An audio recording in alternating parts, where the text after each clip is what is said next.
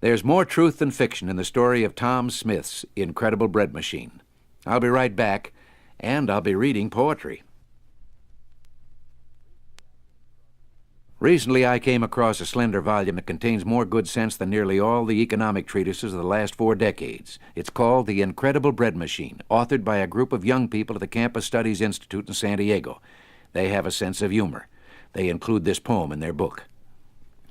This is a legend of success and plunder, and a man, Tom Smith, who squelched world hunger. Now, Smith, an inventor, had specialized in toys, so people were surprised when they found that he, instead of making toys, was baking bread.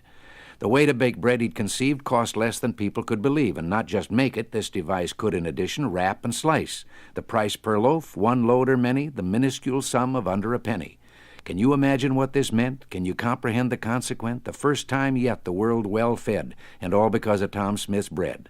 A citation from the president for Smith's amazing bread. This and other honors, too, were heaped upon his head.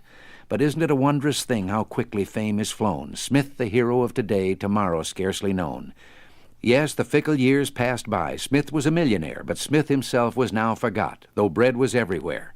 People asked from where it came, would very seldom know. They'd simply eat and ask, was it not always so? However, Smith cared not a bit, for millions ate his bread, and everything is fine, thought he. I'm rich, and they are fed. Everything was fine, he thought. He reckoned not with fate. Note the sequence of events, starting on the date on which the business tax went up. Then, to a slight extent, the price on every loaf rose, too, up to 1 full cent. What's going on, the public cried. He's guilty of pure plunder. He has no right to get so rich on other people's hunger. A prize cartoon depicted Smith with fat and drooping jowls, snatching bread from hungry babes indifferent to their howls. Well, since the public does come first, it couldn't be denied that in matters such as this the public must decide. So antitrust now took a hand. Of course, it was appalled at what it found was going on. The bread trust, it was called. Now this was getting serious, so Smith felt that he must have a friendly interview with the men in antitrust. So hat in hand he went to them. They'd surely been misled. No rule of law had he defied, but then their lawyer said the rule of law in complex times has proved itself deficient. We much prefer the rule of men. It's vastly more efficient. Now let me state the present rules, the lawyer then went on. Those very simple guidelines you can rely upon. You're gouging on your prices if you charge more than the rest, but it's unfair competition if you think you can charge less. A second point that we would make to help avoid confusion, don't try to charge the same amount. That would be collusion. You must compete, but not too much, for if you do, you see, then the market would be yours, and that's monopoly. Price too high or price too low? Now, which charge did they make? Well, they weren't loath to charging both, with public good at stake. In fact, they went but better. They charged monopoly. No muss, no fuss, oh, woe is us, egad, they charged all 3. 5 years in jail, the judge then said. You're lucky it's not worse. Robber barons must be taught society comes first. Now bread is baked by government, and as might be expected, everything is well controlled, the public well protected. True, loaves cost $1 each, but our leaders do their best. The selling price is half a cent. Taxes pay the rest. This is Ronald Reagan. Thanks for listening. Sometimes the best way to get your idea across is to put it in a poem.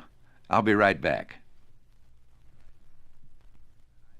The other day, a listener in Idaho Falls, Mr. Willis Nelson, a school superintendent, sent me his poem, The Superintendent's Dilemma. Here it is.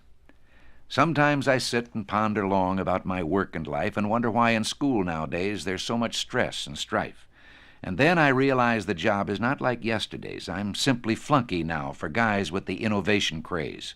There's federal projects, grants and gifts, and piecemeal funding, too. Leaves no time to teach the kids the things that I should do.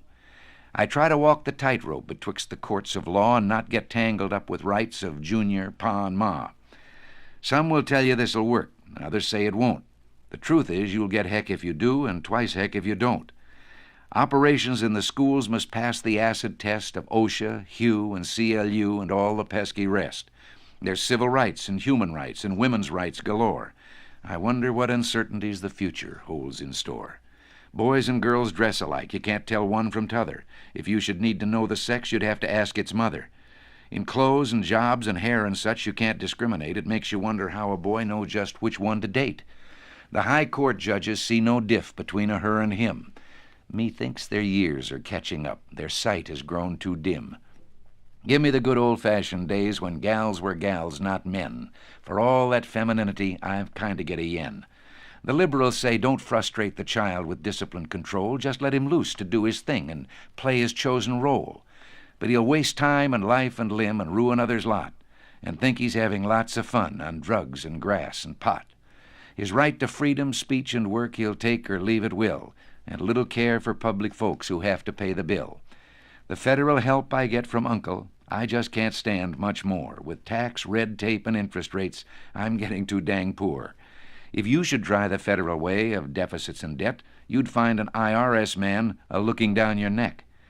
I'm somewhat like the school soup who tried without success to stem the tide of Fed control and all that meddling mess.